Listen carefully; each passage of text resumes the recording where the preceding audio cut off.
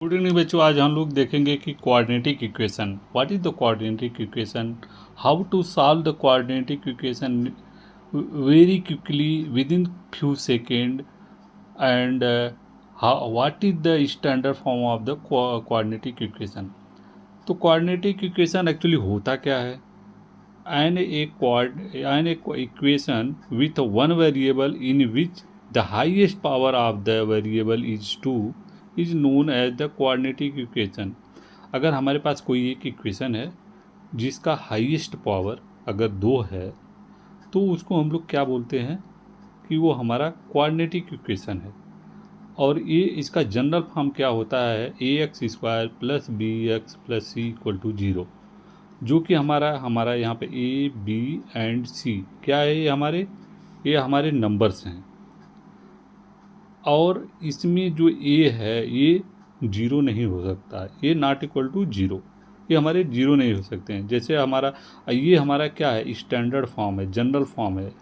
अगर कोई भी इक्वेशन अगर दिया गया है तो अगर उसमें जैसे कुछ हो सकता है कि जो x की वैल्यू है वो एडिशन सब्ट्रैक्शन 2 3 के रहे, लेकिन हमको इस फॉर्म में उसको लाना। अगर वो इस फॉर्म में आ रहा है equation, then that will be a quadratic equation.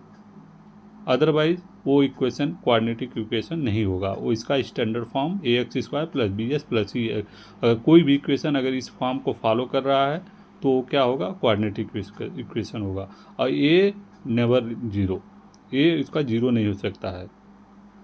तो अगर सपोज हमारे पास एक एग्जांपल है x square plus 5x minus 6 equal to 0, ये हमारा क्या है? ये हमारा कोऑर्डिनेटिक इक्वेशन है, क्योंकि यहाँ पे ए की वैल्यू 1 है, बी की वैल्यू 5 है और सी की वैल्यू -6 है। तो ये हमारे a x square plus b x plus c को फॉलो कर रहा है। इसका मतलब कि ये हमारा कोऑर्डिनेटिक इक्वेशन है।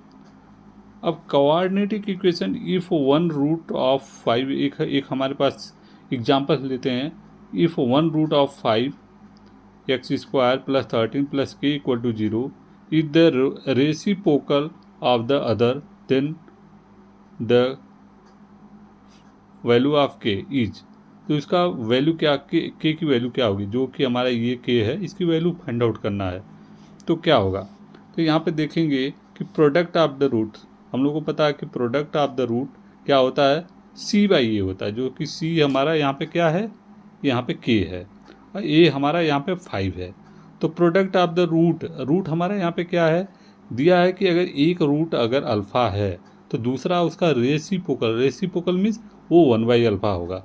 तो दूसरा, तो यहाँ पे प्रोडक्ट ऑफ द रूट क्या हो जाएगा हमारा? अगर एक अल्फ़ा है तो दूसरा हमारा क्या हो जाएगा? ये 1/अल्फ़ा हो जाएगा, इक्वल टू ये सी बाई ए है, जो कि सी की वैल्यू यहाँ पे क्या है? के है और ए की वैल्यू क्या है? 5 है। तो यहाँ पे अल्फ़ा से अल्फ़ा कट जाएगा और ये हो जाएगा हमारा के इक्वल टू 5। यहाँ पे हमको के की वैल्यू निकल गई, क्या हो गई? 5 हो गई। अब हमको अगर कोई कोऑर्डिनेटिक इक्वेशन इजी वे में सॉल्व करना है विद इन फ्यू सेकेंड, तो उसका ट्रिक क्या है कि कैसे सॉल्व करते हैं? सपोज हमारे पास एक कोऑर्डिनेटिक इक्वेशन है x square minus 7x plus 12 equal to 0। अब इसमें हम देखेंगे कि हमारा कांस्टेंट टर्म क्या है? अगर उसको कौन से ऐसे दो नंबर से अगर हम उसको मल्टीप्लाई कर रहे हैं तो वो नंबर मिल जा रहा है। अगर यहाँ पे सिंबल अगर प्लस है तो उसको हम क्या करेंगे? ऐड करेंगे। अगर यहाँ पे सिंबल माइनस है तो उसको हम क्या करेंगे? सब्ट्रैक्ट करेंगे। तो यहाँ पे अगर सिंबल प्लस है तो उसको ऐड करने पर वो -7 आ जाना चाहिए। तो हमारा यहाँ पे कौन सा ऐसा दो नंबर मिलेगा? 4 × 3, जो क्या होंगे? 4 × 3, 4 3 12, और उसको हमको ऐड करना है। ऐड करने के बाद हमको क्या मिलना चाहिए? -7 मिलना चाहिए। तो ये अगर हमारा इसको -4 कर दें, -3 कर दें, अगर दोनों को ऐड करेंगे तो क्या हो जाएगा? हमारा -7 मिल